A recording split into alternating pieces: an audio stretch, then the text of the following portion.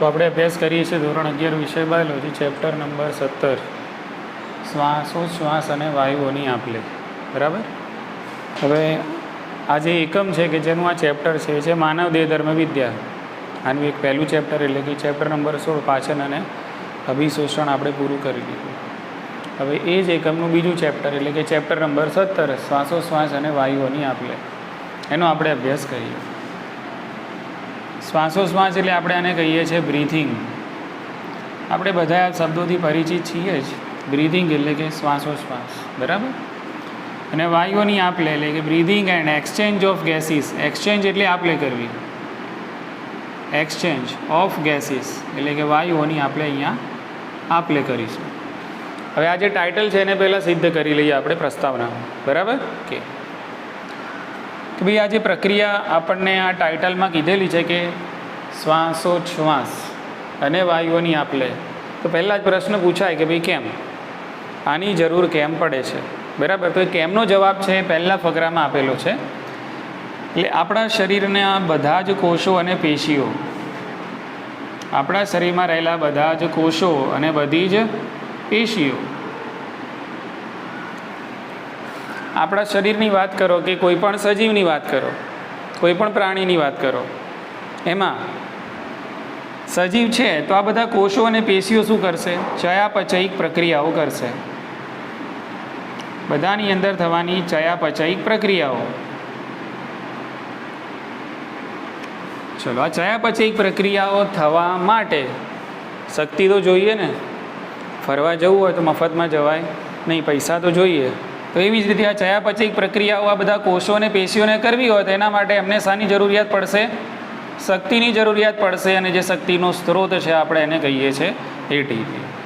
પછી પ્રશ્ન થાય કે તો ભાઈ શક્તિ કઈ રીતે મેળવશે? તો શક્તિ મેળવવા માટે આ બધા કોષોની અંદર થતી હોય છે વિવિધ પ્રકારની દહનની પ્રક્રિયાઓ, જેમાં આપણા ખોરાકમાં રહેલું અને સજીવોના કોષની અંદર રહેલું જે ગ્લુકોઝ હોય છે એ ગ્લુકોઝનું થાય છે અપચય.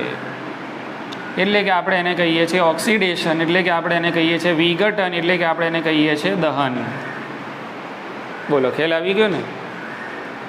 હવે આ ગ્લુકોઝનું તમારે દહન કરવું હોય અને સંપૂર્ણ દહન કરવું હોય તો જેને આપણે કહીએ છીએ જારક શ્વસન. શું કહીએ છીએ? જારક શ્વસન. અને જારક શ્વસન કરવું હોય તો એના માટે O2 ની હાજરી કમ્પલસરી જરૂરી છે. બોલો હા કે ના? તો ગ્લુકોઝનું થશે જારક શ્વસન, જેમાં 14મા ચેપ્ટરમાં આપણે ડિટેલમાં ભણી ગયા કે ભાઈ આ જારક શ્વસનની અંદર બે પ્રક્રિયાઓ એવી થાય છે કે જેમાં ગ્લુકોઝની ઓક્સિજનની હાજરી જરૂરી છે. એક છે ક્રેબ્સ ચક્ર અને બીજું છે ઓક્સિડેટિવ ફોસ્ફોરીકરણ. બીજી કઈ પ્રક્રિયા છે ભાઈ? ઓક્સિડેટિવ ફોસ્ફોરીકરણ.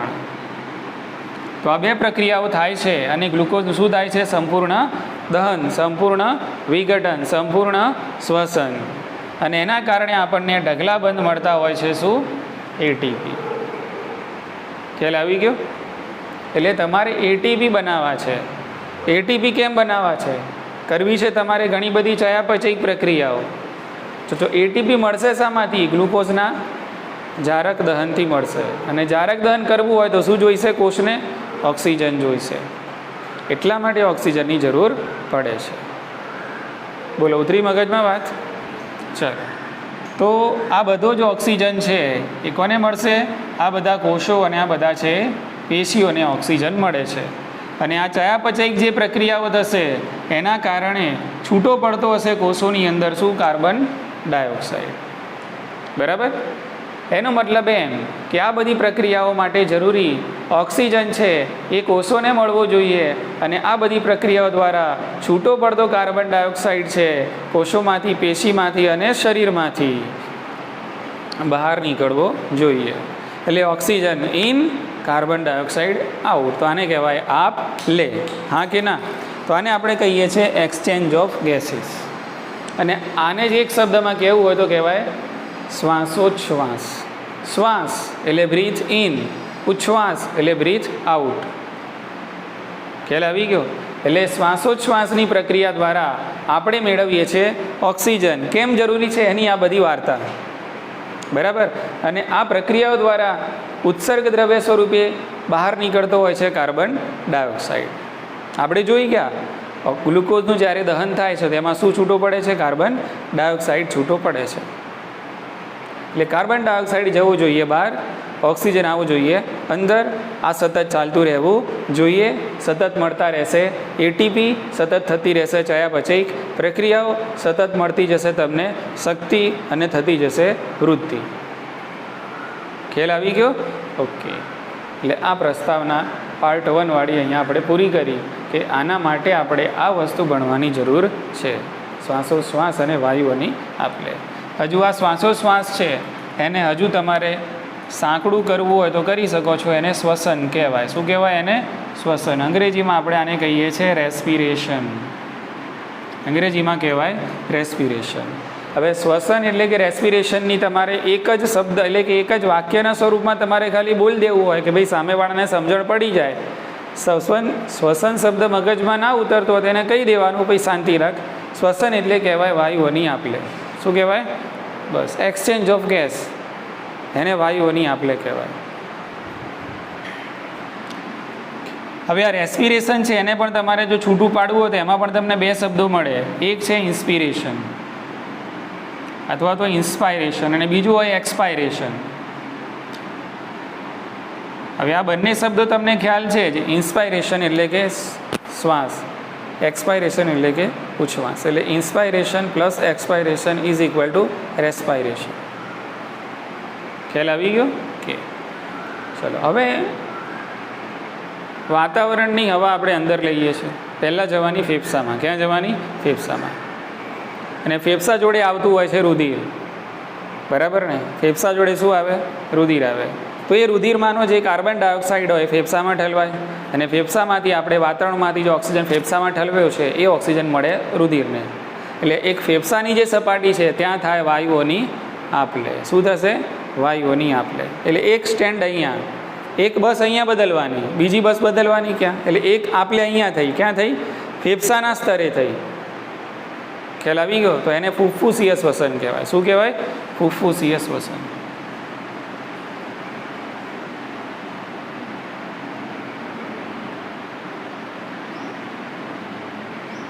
બોલો, ઉતરે છે મગજમાં વાત? બહારના વાતાવરણની હવા એટલે કે ઓક્સિજન યુક્ત હવા ફેફસામાં લઈ ગયા. હવે ફેફસામાં શું થશે? ફેફસામાં આવ્યું હશે રુધિર, બરાબર? તો એ રુધિરમાંથી કાર્બન ડાયોક્સાઇડ ફેફસામાં આવશે અને ફેફસાનો જે ઓક્સિજન છે રુધિરમાં જશે. એટલે ફેફસાના સ્તરે શું થઈ? વાયુઓની આપલે. ખ્યાલ આવી ગયો? એટલે વાયુઓની આપલે કરવા માટેનું પહેલું સ્થાન, પહેલો ડેપો ફેફસું કહેવાય, બરાબર? એટલે એ સ્તરે જે વાયુઓની આપલે થાય એને કહેવાય ફુફ્ફુસીય શ્વસન. ચલો એના પછી શું થાય કે ભાઈ આ રુધિરમાં તો ફેફસામાંથી ઓક્સિજન આવી ગયો. હવે આ રુધિર જવાનું હૃદયમાં. હૃદયમાંથી તમારા વિવિધ પેશીઓ, અંગો અને કોષોમાં જશે. એટલે એ રુધિર પછી કોની જોડે જવાનું? કોષો અને પેશી જોડે જવાનું. તો ત્યાં જઈને કોષોને શું આપશે? ઓક્સિજન આપશે અને કોષોમાંથી છૂટો પડેલો ચયાપચયિક પ્રક્રિયાઓ દ્વારા છૂટો પડેલો કાર્બન ડાયોક્સાઇડ લઈ લેશે. એટલે એક પેશીના સ્તરે અથવા તો કોષના સ્તરે પણ શું થયું? આપલે થઈ.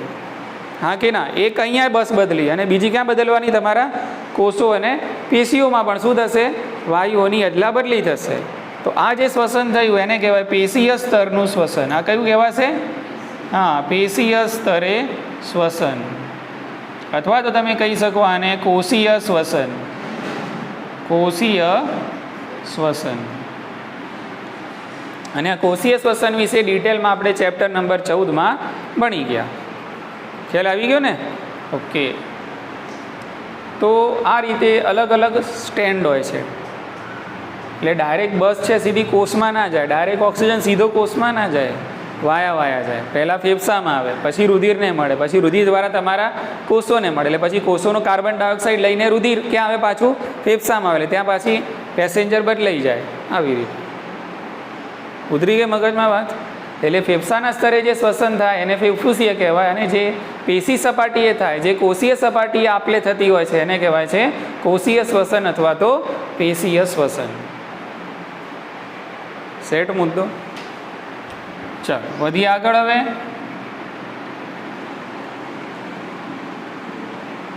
હવે આપણે ચેપ્ટર નંબર 4 પ્રાણી સૃષ્ટિ ભણી ગયા.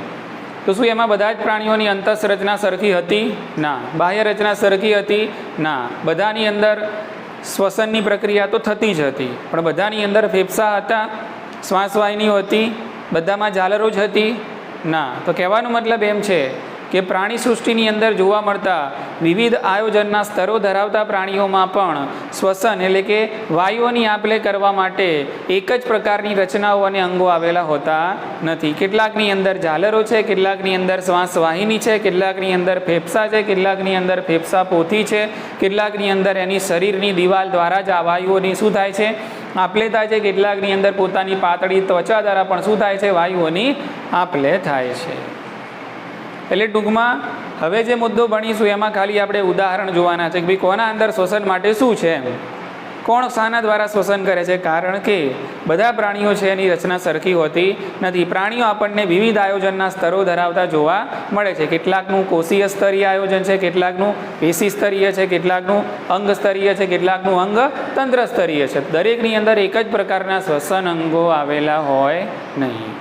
તો કોના અંદર શું છે એની યાદી બનાવી લઈએ એટલે બીજો ફકરો આપણો પૂરો થઈ જાય.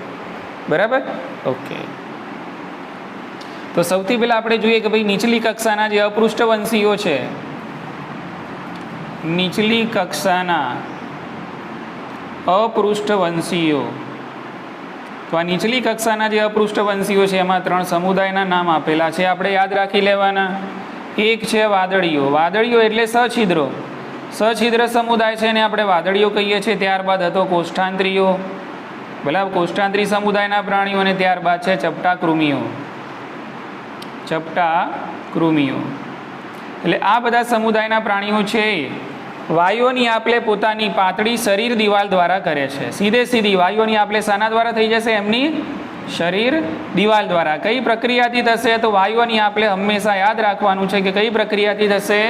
પ્રસરણની પ્રક્રિયાથી જ થશે. એટલે એક મુદ્દો આ બની ગયો આખો કે નીચલી કક્ષાના પૃષ્ઠવંશીઓ જેવા કે વાદળીઓ, કોષ્ઠાંત્રીઓ અને ચપટા કૃમિઓની અંદર શ્વાસોશ્વાસની જે પ્રક્રિયા છે એટલે કે વાયુઓની જે આપ-લે છે એમની પોતાની સ્વતંત્ર શરીર દિવાલ જે કે જે બહુ જ પાતળી હોય છે એના દ્વારા પ્રસરણની પ્રક્રિયાથી થાય છે. ઇઝી? ચલો એના પછી વાત કરીએ આપણે અળસિયાની. તો અળસિયા વિશે તો આપણે જોઈ જ ગયા કે ભાઈ અળસિયાની અંદર શ્વસન અંગો હોતા નથી. તો પછી શ્વાસ કઈ રીતે લે છે? વાયુઓની આપ-લે કઈ રીતે થાય છે? તો અળસિયાની જે શરીર દિવાલ છે શું ધરાવે છે? પાતળું ક્યુટિકલ. શું ધરાવે છે? પાતળું ક્યુટિકલ. અને આ પાતળા ક્યુટિકલ આવેલું હોય છે એની શરીર દિવાલની ઉપરની સપાટીએ, જે ઓલરેડી આપણે અભ્યાસ કરી લીધો. અળસિયાની શરીર દિવાલ આપણે ભણ્યા, એમાં સૌથી ઉપરનું સ્તર શું હોય છે? ક્યુટિકલ. એટલે જે પાતળું ક્યુટિકલ હોય છે એના દ્વારા વાયુઓની આપ-લે થતી હોય છે પ્રસરણની પ્રક્રિયાથી. એટલે અળસિયાની અંદર એવા કોઈ શ્વસન અંગો હોતા જ નથી. ના તો શ્વાસવાહિનીઓ છે, ના શ્વાસ નળી છે, ના ફેફસા છે, ના ઝાલરો છે, એવું ના હોય. આની અંદર શું હોય છે? એની શરીર દિવાલ, અને એની શરીર દિવાલ ઉપર આવેલું પાતળું ક્યુટિકલ, એના દ્વારા સીધી થઈ જાય વાયુઓની આપ-લે. Oxygen in, carbon dioxide out. ખ્યાલ આવી ગયો? ચલો એના પછી આપણે વાત કરીએ કે ભાઈ કેટલાક કીટકો. તો કેટલાક કીટકો છે વાયુઓની આપ-લે કરવા માટે શ્વાસવાહિનીઓ ધરાવે છે. વાહિનીઓ ધરાવે છે, જેને આપણે શ્વસન નલિકાઓ પણ કહીશું. શ્વસન નલિકાઓ. ચલો એ જ રીતે આપણે જોઈએ 2 સમુદાય જોયા હતા પ્રાણી સૃષ્ટિની અંદર. એક તો સંધિપાદ અને બીજું મૃદુકાય. આવ્યું હતું ને આપણે ભણવામાં? બરાબર? ઓકે. તો કેટલાક જલીય સંધિપાદ અને જે મૃદુકાયો છે, જલીય સંધિપાદી અને જે મૃદુકાયો છે, બરાબર, તો જલીય સંધિપાદી અને મૃદુકાયોની અંદર વાયુઓની આપ-લે કરવા માટે આવેલા હોય છે ઝાલરો. તેઓ શું ધરાવે છે? ઝાલરો ધરાવે છે. આવી જ ઘણી બધી સંધિપાદીઓની અંદર આપણે રચનાઓ જોઈ લે છે કે ભાઈ ફેફસા પોથી આવતું હતું ને, હા કે ના? કે બુક લંગ્સ છે એને આપણે એ રીતે કહેતા હતા. ફેફસા પણ આની અંદર આપણને જોવા મળશે, પણ એ જોવા મળશે સ્થલીયમાં, જલીયમાં નહીં, શામાં? સ્થલીય. એટલે આ સંધિપાદીની અંદર જે જલીય નહીં પણ કેવા હશે? સ્થલીય હશે. તો એમની અંદર વાયુઓની આપ-લે કરવા માટે આવેલી હોય છે વાહિનીયુક્ત કોથળી જેવી રચના. તો આ વાહિનીયુક્ત કોથળી જેવી રચના એ બીજું કંઈ જ નહીં પણ એ શું છે? ફેફસા છે. વાહિનીયુક્ત કોથળી.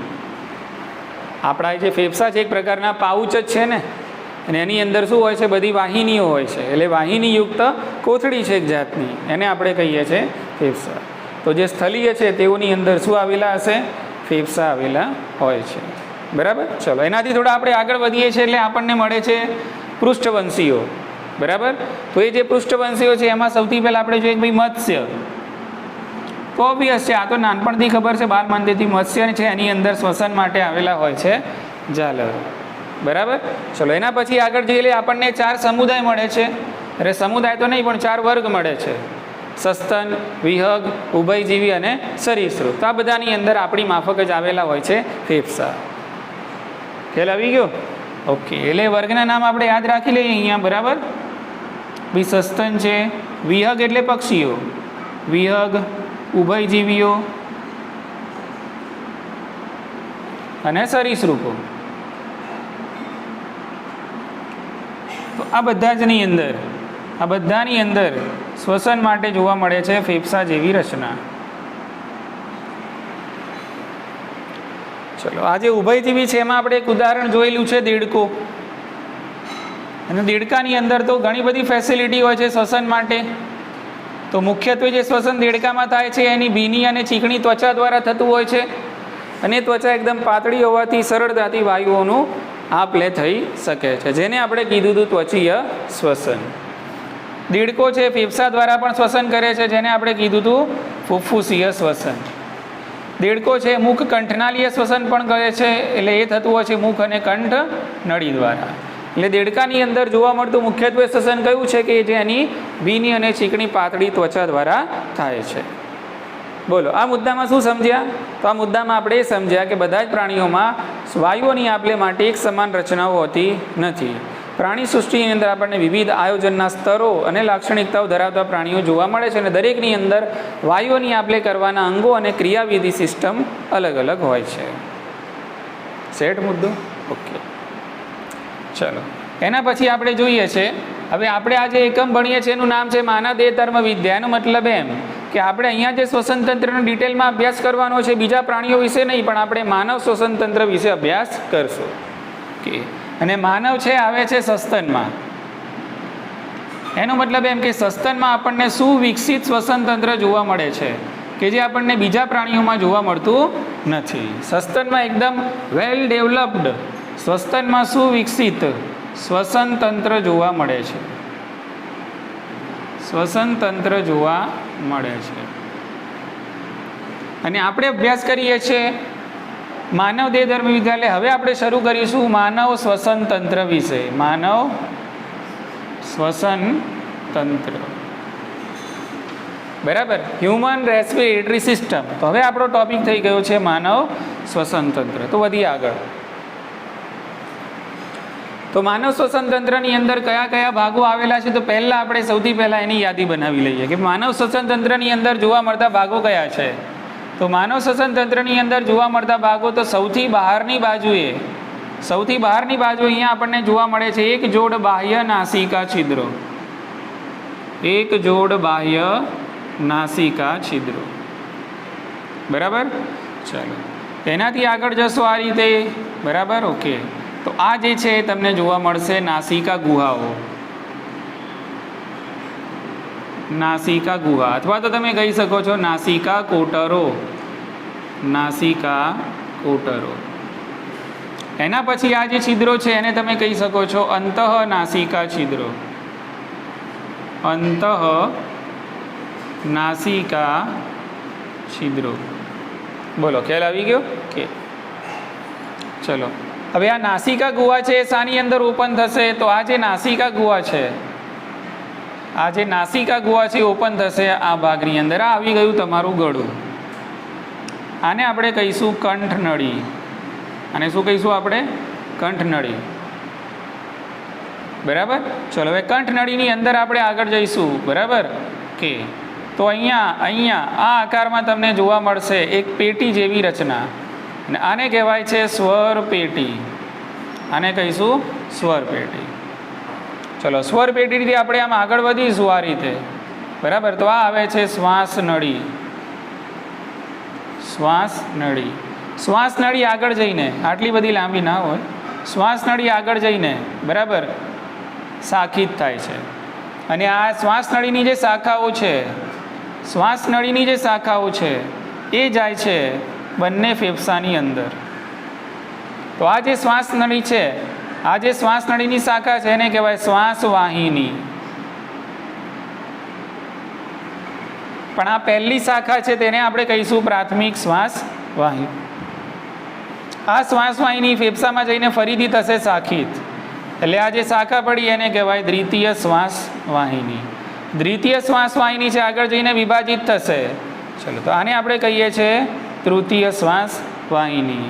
તૃતીય શ્વાસ વાહિની આગળ જઈને આ રીતે વિભાજિત થશે તો એને કહીશું ચતુર્થ નહીં કહીએ, એને કહેવાશે શ્વાસ વાહિકા. નામ બદલાઈ ગયું, શ્વાસ વાહિકા. શ્વાસ વાહિકા આગળ જઈને વિભાજિત થશે, શાખિત થશે તો આને આપણે કહીશું અંત્ય શ્વાસ વાહિકા. અંત્ય શ્વાસ વાહિકા.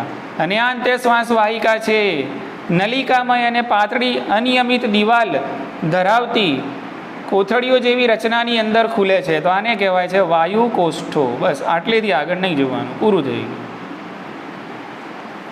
તો આ હવાનો રસ્તો બતાવી દીધો આપણે. અથવા તો તમે એમ કહી શકો છો કે ભાઈ માનવ શ્વસન તંત્રના વિવિધ અંગો, બરાબર ને, કે અને મેન અગત્યનું તો આપણે અહીંયા લખશું શું છે, ફેફસા, લંગ્સ. અત્યારે હાલ અત્યારના સમયમાં આની મારામારી છે, બરાબર. જે ડેમેજ થાય છે શું થાય છે, લંગ્સ. હા, એટલે આપણને ખબર પડી જાય છે કે ઓક્સિજનની શું કિંમત છે. આ જે બબાલ બધી, આ બધી જે બબાલ થાય છે ને આના લીધે થાય છે, ઓક્સિજનના લીધે. ઓક્સિજન પહોંચાડે કોણ, તમારું શ્વસન તંત્ર. અને ઓક્સિજન કેમ જરૂરી છે તો તમારા કોષોને કરવી છે ચયાપચયિક પ્રક્રિયાઓને. આપણે ભણી ગયા કે ચયાપચયિક પ્રક્રિયાઓ જ્યાં સુધી થતી રહેશે ત્યાં સુધી કોષ જીવંત રહેશે, અને જ્યારે બંધ થઈ જશે ત્યારે મૃત. બોલો, ઉતરી ગઈ મગજમાં વાત? એટલે એના માટે ઓક્સિજન સતત મળતો રહેવો જોઈએ. તો આ એક આપણે યાદી બનાવી લીધી. ક્લિયર છે? આને સિક્વન્સમાં યાદ રાખવાનું. સિક્વન્સમાં યાદ રાખવાનું લગભગ આટલું પૂછાય છે ખાસ તો, કે શ્વાસ નળી એની શાખાઓ પડે એને કહેવાય પ્રાથમિક શ્વાસ વાહિની, પછી દ્વિતીય શ્વાસ વાહિની, પછી તૃતીય શ્વાસ વાહિની, પછી શ્વાસ વાહિકા, પછી અંત્ય શ્વાસ વાહિકા, પછી એ ક્યાં ખુલે, વાયુ કોષ્ઠમાં. બસ આટલે સુધી. બહારના વાતાવરણની હવા આ રસ્તેથી તમારા ક્યાં સુધી પહોંચે, વાયુ કોષ્ઠો સુધી પહોંચે. અને આ વાયુ કોષ્ઠોની ફરતે આવેલી હોય નાની નાની પાતળી બારીક વાળ જેવી રુધિર કેશિકાઓ. શું હોય, કેશિકાઓ. જો આ વાયુ કોષ્ઠો છે, ચલો વાયુ કોષ્ઠોને મેં અહીંયા દોર્યું, આ છે વાયુ કોષ્ઠો, બરાબર. આ ભાગ છે એને મેં ઝૂમ કર્યું, આવું દેખાયું આપણે. હવે વાયુ કોષ્ઠોની ફરતે આવી રીતે આવેલી હોય પાતળી રુધિર કેશિકાઓ, એકદમ બારીક વાળ જેવી હોય. એટલે હવે શું થશે, અહીંયા તમારો ઓક્સિજન આવી જશે રુધિર કેશિકામાં, ને આ રુધિર કેશિકાઓ જે કાર્બન ડાયોક્સાઇડ લઈને આવીએ ક્યાં જશે, વાયુ કોષ્ઠોમાં. એટલે શું થઈ, આપલે. એટલે પહેલી આપલે ક્યાં થઈ, ફેફસાની સપાટીએ. ખબર પડી ને? હવે આ ઓક્સિજન લઈને આ રુધિર ક્યાં જવાનું, હૃદયમાં. હૃદયમાંથી ક્યાં જશે, પેશી અને કોષોમાં. અને ત્યાં પછી કોને આપશે ઓક્સિજન, કોષોને આપશે અને પેશીઓને. ત્યાંથી શું લઈ લેશે, કાર્બન ડાયોક્સાઇડ. એ લઈને પાછું આવશે હૃદયમાં. હૃદયમાંથી ક્યાં જશે પાછું, ફેફસામાં. એટલે ફેફસામાં શું આપી દેશે, કાર્બન ડાયોક્સાઇડને શું લઈ લેશે, ઓક્સિજન. ચિત્ર ક્લિયર થઈ ગયું મગજમાં? સરસ.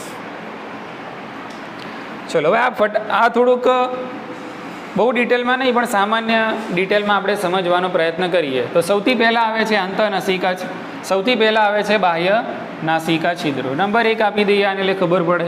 તો આ બાહ્ય નાસિકા છિદ્રો દ્વારા બહારના વાતાવરણની હવા છે અંદર લેવાય છે. તો આ જે અંદર કેમ અંદર હવા જાય છે એની પણ ક્રિયાવિધિ છે, આખી આપણે પછી ભણવાની છે, બરાબર. કે કારણ કે અંદર હવાનું દબાણ ઓછું થાય છે એટલે બહારના વાતાવરણનું દબાણ ઓછું હોય છે, અંદરના દબાણ વધારે હોય છે અંદરના દબાણ કરતાં. એટલે ક્યાં જશે, અંદર હવા જશે. ખ્યાલ આવી ગયો? ઓકે. એ ડિટેલ પછી ભણવાની છે, પણ આપણે અહીંયા ધ્યાન રાખીએ કે ભાઈ બાહ્ય નાસિકા છિદ્રો એક જોડ હોય છે, તેના દ્વારા બહારના વાતાવરણની જે હવા છે એ નાસિકા માર્ગ દ્વારા નાસિકા ગુહામાં પ્રવેશ કરે છે, બરાબર. ચલો હવે આ જે છે કે જે બે નાસિકા ગુહાને અલગ કરે છે, એક પટલ છે જેને તમે નામ આપી શકો છો નાસિકા પટલ. શું કહેવાય આને? નાસિકા પટલ. ઇઝી. ચાલો, હવે દરેકે દરેક નાસિકા છે, આ દરેકે દરેક નાસિકા, આ દરેકે દરેક નાસિકા છે એ અંદરની તરફ પાછી આ રીતે 3 ખંડોમાં વિભાજિત થાય છે. આને હું અહીંયા ફોકસ કરું છું, ધ્યાન રાખો. એક જ અહીંયા નાસિકા દોરું છું, આટલો જ ભાગ મેં અહીંયા દોર્યો છે એમ સમજો.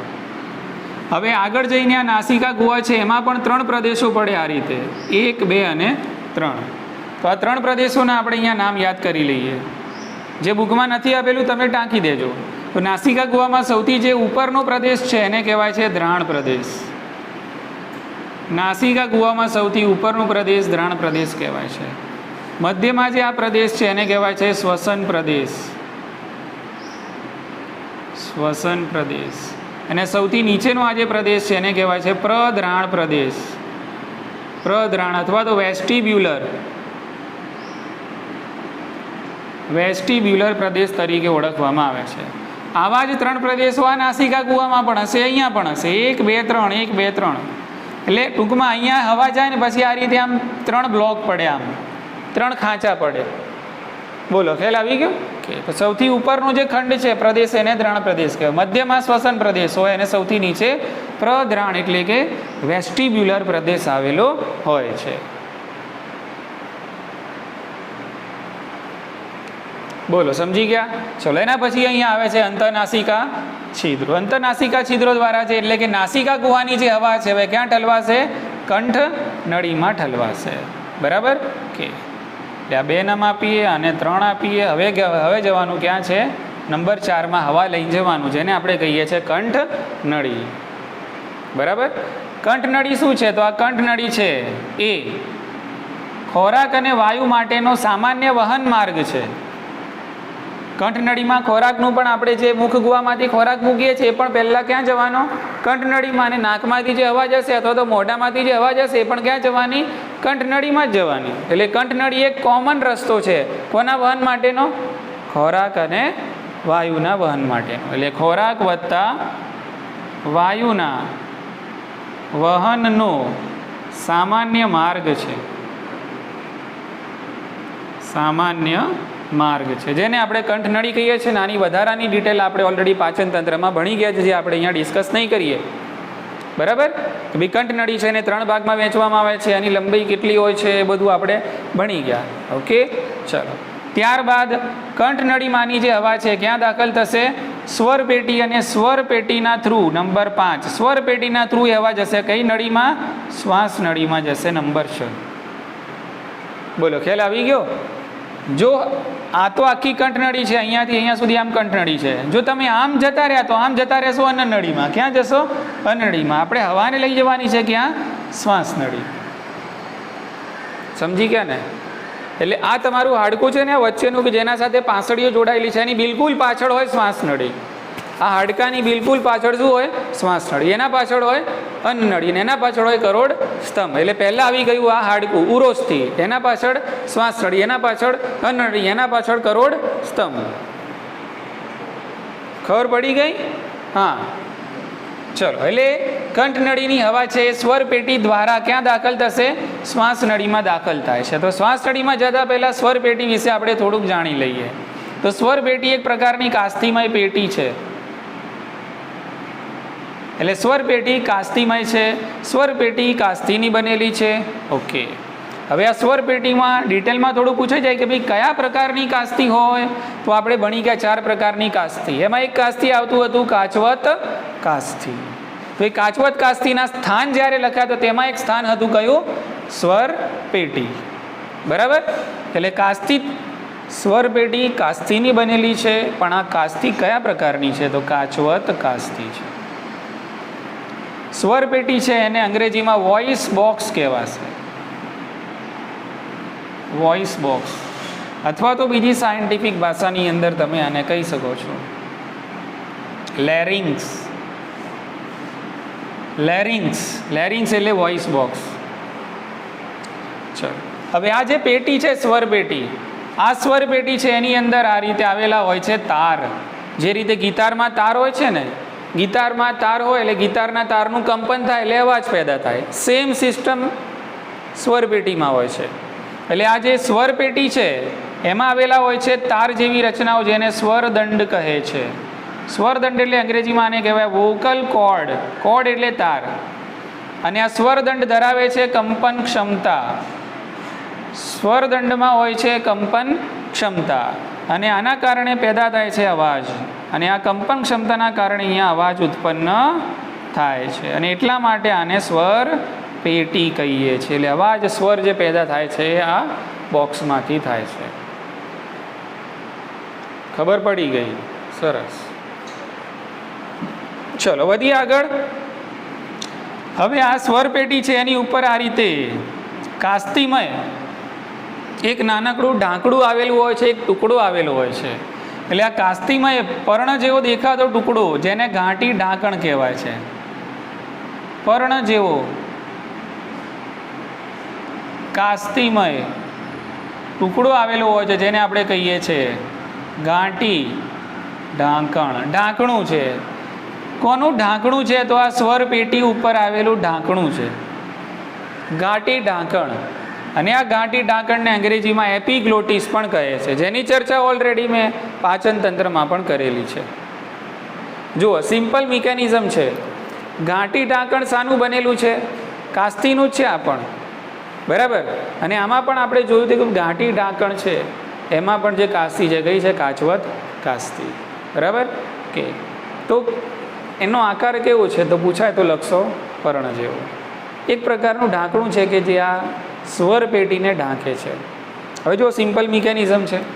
તમે જ્યારે મુખ ગુહા દ્વારા પ્રવાહી પીવાની અથવા તો ગળવાની પ્રક્રિયા કરો છો એટલે આ ઢાંકણું બંધ થઈ જાય.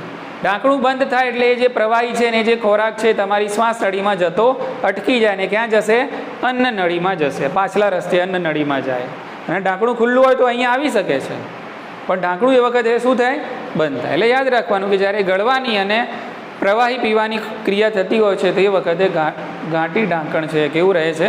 બંધ રહે છે, કે જે ખોરાક અને પાણીનું વહન છે શ્વાસ નળીમાં થતું અટકાવે છે. ખ્યાલ આવી ગયો ને? ઘાટી ઢાંકણ એક છેડેથી જોડાયેલું હોય છે, બીજા છેડેથી મુક્ત હોય છે. દેખાય જ છે, બધું લખું નહીં, તમને સમજાવું છું. ઘાટી ઢાંકણ એક છેડેથી કેવું છે? મુક્ત છે, એક છેડેથી જોડાયેલું છે. એટલે ટૂંકમાં આપણો પાણીનો જે જગ હોય ને, જગ, એના ઉપર ખબર છે ઢાંકણું હોય છે, આમ આમ થતું હોય છે. એટલે એક છેડો બંધાયેલો અને એક છેડો ખુલ્લો હોય છે. બસ એવી જ રીતે તમે જ્યારે ખોરાક ગળો છો ત્યારે આ જે શ્વાસ નળી છે આનું હલનચલન ઉપર થશે. આ રીતે આમ આ બધું ઉપર જશે, આમ આમ ઉપર જશે એટલે આ ઢાંકણું છે ને આમ બંધ થશે, અને નીચે આવશે એટલે ઢાંકણું ખુલશે. તમે ખોરાક ગળો ને એટલે જોજો આ બધું ઉપર જાય, આમ ઉપર જાય એટલે ઢાંકણું કેવું થાય? બંધ થાય. એટલે ખોરાક ક્યાં જતો રહે? અન્ન નળીમાં જતો રહે. અને તમે જ્યારે શ્વાસ લો ને ત્યારે આ નીચે જાય એટલે ઢાંકણું ખુલે, એટલે હવા અંદર જાય. બે ક્રિયા સાથે કરાય નહીં. તમે એમ કહો કે ભાઈ હું ખોરાકે કહું ઢાંકણું ખુલ્લું રાખું, 5 સેકન્ડમાં તો તડફડિયા મારી માણસ મરી જાય. એ બધું ક્યાં જતું રહે? શ્વાસ નળીમાં જતું રહે. એટલે કેટલી ચોકીદારી છે જુઓ. સમજણ પડી ને? એટલે આપણે માનવ દેહ ધર્મ વિદ્યા ભણીએ ને એટલે આપણે ઈમાન મજબૂત થવું જોઈએ. આ બધું એમને એમ તો નહીં બની ગયું હોય ને, કોઈક તો છે ને બનાવવાવાળું, એના ઉપર જેના ઉપર આપણું ઈમાન છે. હા કે ના? હા. એટલે આ ભણીએ ને એટલે આપણું એ બધું મજબૂત થવું જોઈએ એમ. આટલી ખબર પડી ગઈ? કે ચલો હવે આગળ વધીએ. ચલો હવે કંઠનળીની જે હવા છે એ શ્વાસ નળીમાં સ્વર પેટીના થ્રુ પ્રવેશ કરે છે. એટલે હવે આવી ગયું. હવે કોના વિશે સમજશું આપણે? શ્વાસ નળી વિશે સમજશું. ચલો, તો આ જે શ્વાસ નળી છે એ આવેલી છે ઉરસીય ગુહામાં. આ આખી તમારી પેટી છે, ઉપરની પેટી છે. અહીંયા હોય ઉરોદર પટલ, બરાબર ને? અને આટલેથી આટલે સુધી છે આ પેટી બોક્સ છે. એમાં હોય છે ફેફસા પણ હોય છે, શ્વાસ વાહિની પણ હોય, શ્વાસ નળીઓ પણ હોય, બધું હોય, બરાબર ને? ઓકે. એટલે ખબર એ પડી કે શ્વાસ નળી ક્યાં છે? ઉરસીય ગુહામાં છે. પણ ઉરસીય ગુહા તો છે કે આટલે સુધી હોય છે, બરાબર? તો જો શ્વાસ નળી છે કે અહીંયા સુધી લંબાયેલી છે? ના, અહીંયા આટલે સુધી હોય શ્વાસ નળી. મધ્ય ઉરસ સુધી લંબાયેલી હોય. ક્યાં સુધી? મધ્ય ઉરસ સુધી. તો આ જે શ્વાસ નળી છે ઉરસીય ગુહામાં તો છે જ, પણ આખા ઉરસીય પ્રદેશ સુધી છેક નીચે સુધી નથી આવતી. શ્વાસ નળી ફક્ત ક્યાં સુધી હોય છે? મધ્ય ઉરસ સુધી લંબાયેલ હોય છે, લંબાયેલ હોય છે. અને મધ્ય ઉરસનો પ્રદેશ આવે પછી પાછી એની બે શાખાઓ પડી જાય. પછી ત્યાંથી શું થાય? આટલે સુધી આવે ને પછી શું થઈ જાય? શાખાઓ પડી જાય. છેક આ નીચે છેક સુધી હોતી નથી. ક્લિયર? ચલો, શ્વાસ નળી છે એની તમને પૂછ્યું હોય કે ભાઈ એની લંબાઈ કેટલી છે? શ્વાસ નળીની હો તો લંબાઈ તમે લખી શકો છો શ્વાસ નળીની આશરે 12 સેન્ટીમીટર. અને પૂછવામાં આવે કે ભાઈ એનો વ્યાસ કેટલો છે તો તમે લખી શકો છો 2.5 સેન્ટીમીટર, 2.5 સેન્ટીમીટર. ચલો, એક્ઝેક્ટલી હજી તમારે જોવું છે કે ભાઈ આ શ્વાસ નળી છે ક્યાંથી શાખિત થાય છે? આ જે બે ભાગ પડે છે ને ક્યાંથી પડે છે? બરાબર. તો શ્વાસ નળીના આ જે બે ભાગ છે એ 5મી કશેરુકાના સ્તરથી પડે છે. કઈ કશેરુકા? 5મી કશેરુકાના સ્તરથી પડે છે. હવે કશેરુકા એટલે ક્યાં આવેલી હોય? કશેરુકા એટલે આપણો કરોડ સ્તંભ છે એના મણકા. એમાં 5મા નંબરનો જે મણકો છે, આમ તમે ગણો 5, 1 2 3 4 5, એટલે 5મા નંબરનો જે મણકો હશે ને ત્યાંથી આમ શ્વાસ નળી હોય આગળ, આમ આપણું કરોડ સ્તંભ તો પાછળ છે, પણ 1 2 3 4 5 આ 5મી કશેરુકા. તો એને એક્ઝેક્ટલી આમ જાવ ને એટલે અહીંયા આવે શ્વાસ નળીનો અંત. એટલે અહીંયાથી શ્વાસ નળી બે ભાગમાં વિભાજિત થાય. બોલો, સમજી ગયા? એટલે શ્વાસ નળી 5મી કશેરુકાના સ્તરની સપાટીથી શાખિત થાય છે, બે ભાગમાં વહેંચાય છે. ઉતરી ગઈ મગજમાં વાત? અને એ જે બે ભાગ પડે છે એ પહેલો ભાગ છે ને આપણે કીધું પ્રાથમિક શ્વાસ વાહિની. અને આ પ્રાથમિક શ્વાસ વાહિની જમણી અને એક ડાબી. તો આ પ્રાથમિક શ્વાસ વાહિની એ ફેફસાની અંદર પ્રવેશ કરે છે. શ્વાસ નળી ફેફસામાં પ્રવેશ કરે છે? ના. શ્વાસ નળીની જે શાખાઓ છે પ્રાથમિક શાખાઓ જમણી અને ડાબી અનુક્રમે જમણા અને ડાબા ફેફસાની અંદર એન્ટ્રી લે છે, પ્રવેશ કરે છે. ઇઝી? ચલો, હવે આ જમણી અને ડાબી શ્વાસ વાહિની છે, બરાબર? કે જમણી અને ડાબી શ્વાસ વાહિની હું થોડુંક અહીંયા નીચે લખું છું, બરાબર? તો એની તમે કમ્પેર કરો ને જમણી અને ડાબી તો થોડો ફરક છે. જમણી શ્વાસ વાહિની છે ને થોડી પહોળી છે અને ટૂંકી છે અને થોડી સીધી છે, એટલી બધી આમ વાંકી છે નહીં. જ્યારે ડાબી શ્વાસ વાહિની કેવી હોય છે? થોડીક ત્રાસી હોય છે, થોડીક આના કરતાં લાંબી હોય છે અને સાંકડી છે. કેવી છે? સાંકડી છે, બરાબર? એટલે જમણી અને ડાબી શ્વાસ વાહિનીમાં કઈ શ્વાસ વાહિની? પણ પ્રાથમિક શ્વાસ વાહિની. તો જમણી અને ડાબી શ્વાસ વાહિનીમાં જમણી શ્વાસ વાહિની, આની વાત કરું છું, જમણી શ્વાસ વાહિની, બરાબર? જમણી શ્વાસ વાહિની ડાબી કરતા સહેજ કેવી હશે? સીધી, બહુ ત્રાસી નહીં હોય, ટૂંકી હોય છે, બહુ લાંબી પણ નથી અને પહોળી હશે. સીધી, ટૂંકી અને પહોળી હોય છે. ચલો, હવે આ બંને પ્રાથમિક શ્વાસ વાહિનીઓ ફેફસાની અંદર પ્રવેશ કરીને પછી શાખિત થાય છે. શું બનાવે છે? તો દ્વિતીય શ્વાસ વાહિની, તૃતીય શ્વાસ વાહિની, એ આગળ જઈને શાખિત થશે, બનાવશે શ્વાસ વાહિકાઓ, એ આગળ જઈને શાખિત થશે અંત્ય શ્વાસ વાહિકાઓ, એ આગળ જઈને પછી એકદમ પાતળી અને અનિયમિત દિવાલયુક્ત નલિકામય નાની નાની કોથળીઓ પાઉચ જેવી રચનાઓમાં ખુલે છે, જેને કહેવાય છે વાયુ કોષ્ઠો. બોલો, ખ્યાલ આવી ગયો ને? કે અને આ વાયુ કોષ્ઠોને કહેવાય છે એલ્વેઓલાઈ. એલ્વેઓલી એટલે કે વાયુ કોષ્ઠો. વાયુ કોષ્ઠો એટલે એક પ્રકારના ફુગ્ગા જેવી રચના કે જેની અંદર હવા આવે એટલે આ ફૂલે અને હવા જાય એટલે આ સંકોચાઈ જાય. ફુગ્ગા જ છે. ફેફસા પણ એક પ્રકારના ફુગ્ગા જ છે, બરાબર? કે રૂ જેવી સ્પોન્જીસ જેવી રચના છે, એકદમ નાજુક. આટલે સુધી ખબર પડી. ચલો, હવે શ્વાસ નળીથી તમે જોશો તો શ્વાસ નળીની ઉપરની સપાટી આ રીતે અર્ધચંદ્રાકાર અને સી આકારની કડી જેવી રચનાઓ આપણને અહીંયા જોવા મળે છે.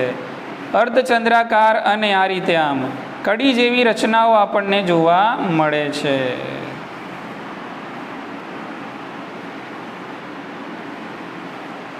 બોલો, ખ્યાલ આવી ગયો?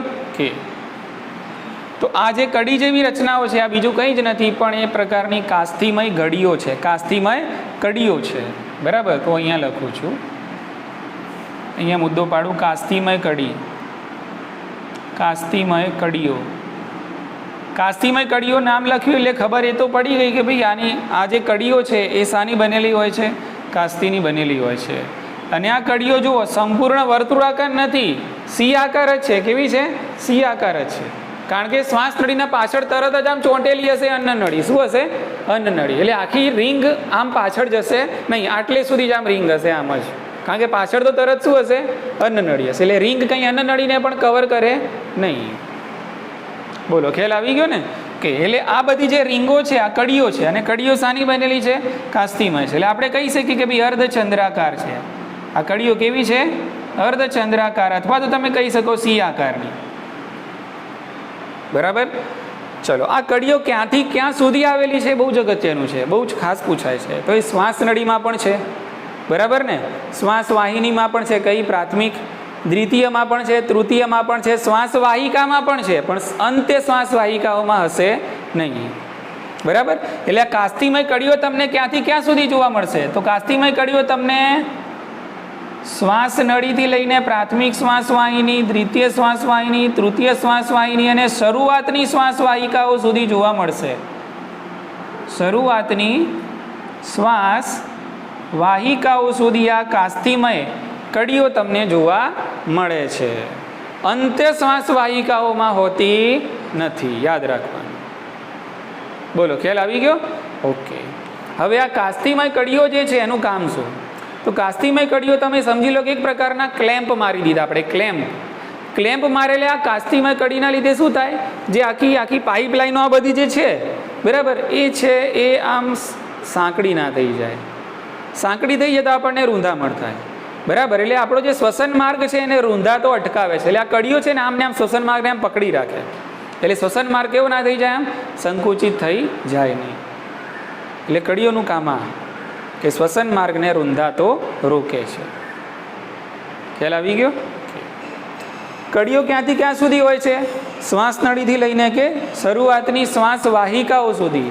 અહીંયા ના હોય, અંત્ય શ્વાસ વાહિકાઓ ના હોય, અને વાયુ કોષ્ઠોમાં કડીઓ આવેલી હોય નહીં. ચલો, હવે કદાચ સંખ્યા પૂછાઈ જાય કે ભાઈ આ જે શ્વાસ નળી છે, શ્વાસ નળીમાં કેટલી આવી કડીઓ હોય છે? આ જે શ્વાસ નળી છે એમાં સી આકારની કડીઓ કેટલી હોય છે? કદાચ પૂછાઈ જાય તો લખશો 20 થી 25.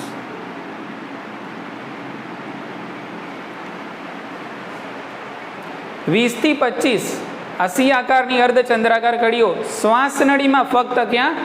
આગળ તો ખરી, બીજી અલગ. બરાબર. ચલો, હવે તમે જેમ જેમ આ શ્વસન માર્ગમાં જે સાકિત થાય છે, જેમ જેમ આગળ વધશો એમ એમ આ જે નલિકાઓ અને જે વાહિનીઓ અને જે વાહિકાઓ છે એમનું પોલાણ સાંકડું થતું જશે. અહીંયા બેની પાઇપલાઇન છે તો અહીંયા એકની આવશે, અહીંયા અડધાની આવશે, અહીંયા એનાથી ઓછી આવશે.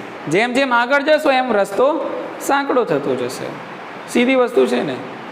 નેશનલ હાઈવે એકદમ પહોળા હોય છે, સ્ટેટ હાઈવે એનાથી સાંકડા હોય છે, પછી એનાથી ઇન્ટરનલ એનાથી સાંકડા હોય છે. એવી જ વસ્તુ છે.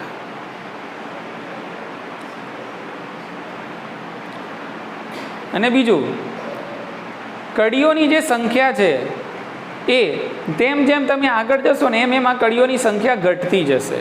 અહીંયા કડીઓ કેવી હશે? એકબીજા સાથે આમ ઘટ્ટ જોડાયેલી હશે, નજીક નજીક હશે. હવે તમે જેમ જેમ આગળ એમ કડીઓ દૂર દૂર હશે. એક અહીંયા હશે, એક થોડી દૂર હશે, એક અહીંયા થોડી દૂર હશે. આમ એક પછી એક તરત ને તરત કડીઓ તમને સઘન સ્વરૂપે ગોઠવાયેલી જોવા નહીં મળે. અહીંયા એકદમ કેવી હશે? જોડે જોડે છે. ભાઈ જેમ જેમ તમે આગળ જશો એમ એમ આ બંગડીઓ બધી છૂટી પડતી જશે. હશે ખરી, પણ કેવી? દૂર દૂર હશે. અને ક્યાં સુધી હશે? શરૂઆતની શ્વાસ વાહિકાઓ સુધી હશે. ક્યાંથી?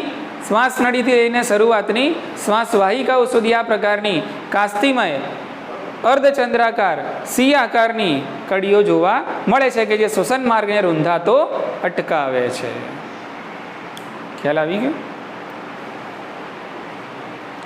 ચાલો, હવે આ શ્વાસ નળી જે સ્થાનેથી બે પ્રાથમિક શ્વાસ વાહિનીઓમાં વિભાજિત થાય છે, આ જંક્શન છે કે જ્યાંથી શ્વાસ નળી તમારી બે શાખાઓમાં વિભાજિત થાય છે. જંક્શનને શું કહેવાય? તો એક નામ છે આનું, કેરીના. CARINA. શું કહેવાય આને? CARINA, કેરીના. એટલે આના વિશે કદાચ પૂછાઈ જાય તો લખશો કે ભાઈ આ જંક્શનનું નામ શું? તો કેરીના. કેરીના શું છે? તો જ્યાંથી શ્વાસ નળી બે પ્રાથમિક શ્વાસવાહિનીઓમાં વિભાજિત થાય છે. એ જંક્શન એને કહેવાય કેરિના, CARINA. બરાબર.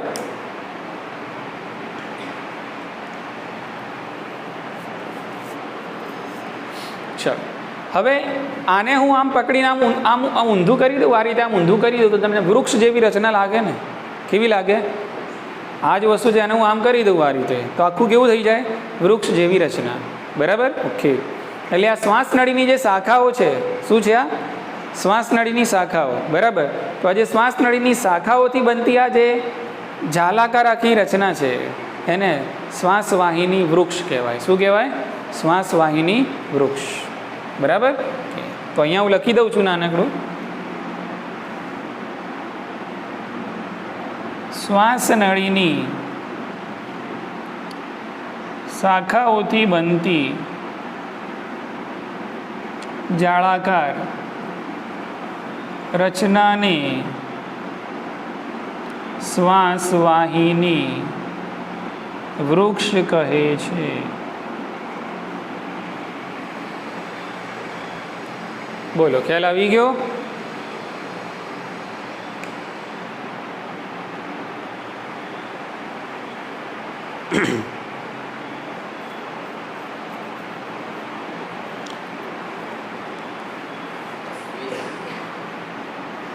ઓકે. તો એના પછી આપણે હવે આ શ્વસન તંત્રમાં જે અભ્યાસ કરવાનો છે એ ફેફસા વિશે કરવાનો. કોના વિશે ભણશું હવે? ફેફસા વિશે ભણશું. બરાબર. આ શ્વાસવાહિનીઓ વિશે પૂરું થઈ ગયું. એટલે આ બધી શ્વાસનળીની અને આ શ્વાસવાહિનીની જે શાખાઓ, વાયુકોષ્ઠ, આ બધું ભેગું થઈને ફેફસાની રચના કરે છે. એટલે ફેફસા હવે ક્યાં આવેલા છે, ડાબા અને જમણાની અંદર શું તફાવત છે, એ ક્યાં આવેલું છે ફેફસું. બરાબર. ઓકે. તો આ બધી વાત છે એ હવે આપણે બીજા લેક્ચરની અંદર કરીશું. ઠીક છે.